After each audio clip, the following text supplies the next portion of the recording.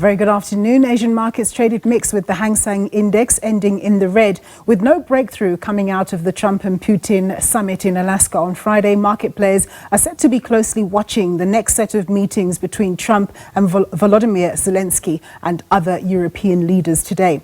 The Nikkei share average rose by 0.77%. The Hang Seng Index declined by 0.4%, while the Shanghai Composite Index closed 0.85% in the black.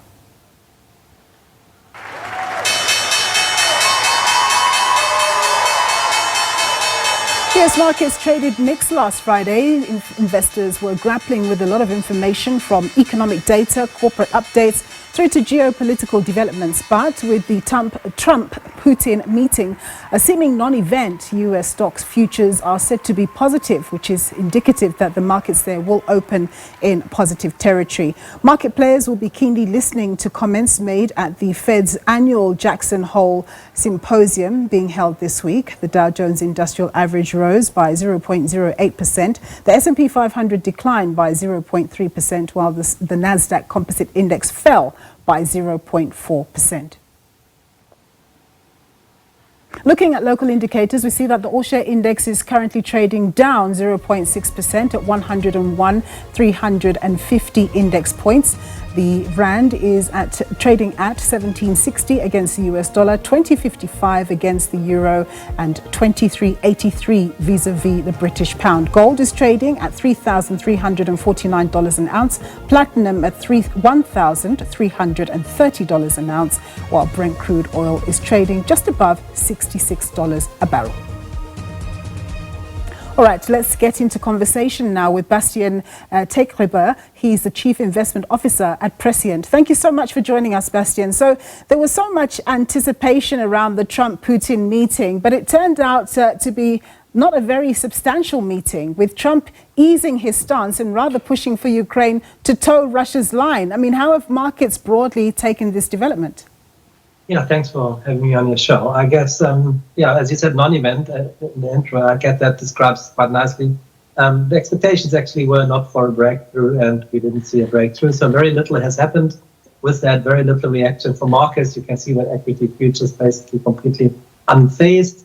And you can see the commodity market slightly stronger on the fringes, but also not to the extent that there would have been any breakthrough. So yeah, we can go one step further, look at interest rates. Interest rates also mostly unchanged, currencies mostly unchanged. So it couldn't have been a bigger non-event, but I guess it's a non-event back on the back of markets expecting nothing to happen. So with that, very little movement. A bit of a damp squid. So there are a few things that market players are going to be watching out for this week.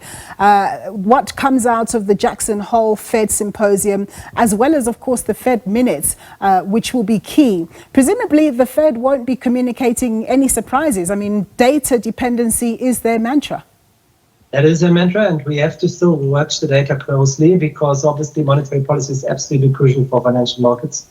There's an 85% probability of an interest rate cut from the Fed in September in the price. So most likely that will happen. We are quite sure that, there will be no confirmation from Jerome Powell around that. But there's definitely a lot to look out for. Like, they are trying to walk this tightrope of still slightly elevated inflation with a weaker labor market. So should you cut? Should you not cut? And at the same point in time, monetary policy is quite delayed in terms of how fast it reacts really to feel the impact in the real economy. So long story short, they have to move eventually, and September might definitely be the next step to expect. So, Bastian, with so much uncertainty in the United States policy space, and of course with the Trump presidency and a weaker dollar for much of this year, does this make emerging markets like the South African stock market a more attractive investment proposition, not only for locals but offshore investors as well? Certainly. I mean, for a long time now, where the US market has seemingly been the only strong performing market. And I guess we are now in a period where investors could start to look for an alternative. A weaker dollar, as you mentioned rightly so, it's very supportive for emerging markets in general, not just for South Africa, but for other emerging markets as well. So that's a big tailwind, and that can be supported. Having said that, we have seen quite a bit of an emerging market rally over the last couple of months already.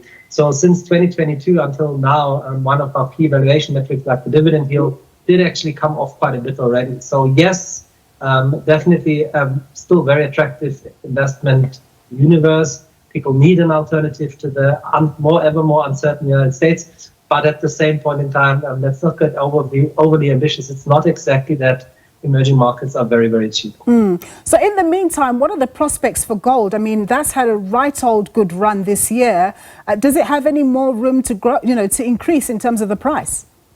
Certainly. I mean, what's pushing the gold price is always the political uncertainty and also lower interest rates. So as long as we see the Fed continuing to slightly, but surely but steadily cut interest rates, and at the same point in time, the dollar weakening a little bit, and that happening during a period where we have political uncertainty, that's certainly always a boost for the gold price. So where to from here, that's a good question.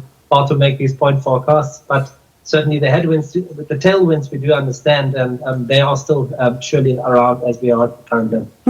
One last thing, Bastian, last year there was a lot of talk about the GNU and how important it was to have stability with the GNU. Now there's talk about maybe, making sure that other people come out of the GNU and new parties come in.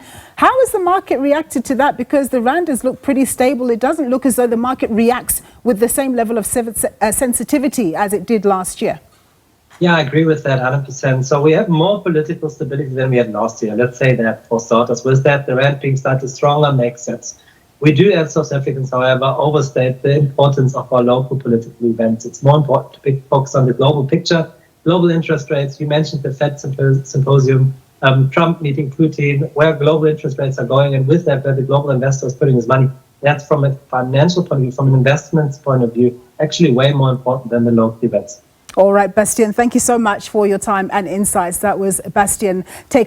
He's the Chief Investment Officer at Prescient. After a short break, Juliet will have more news for you.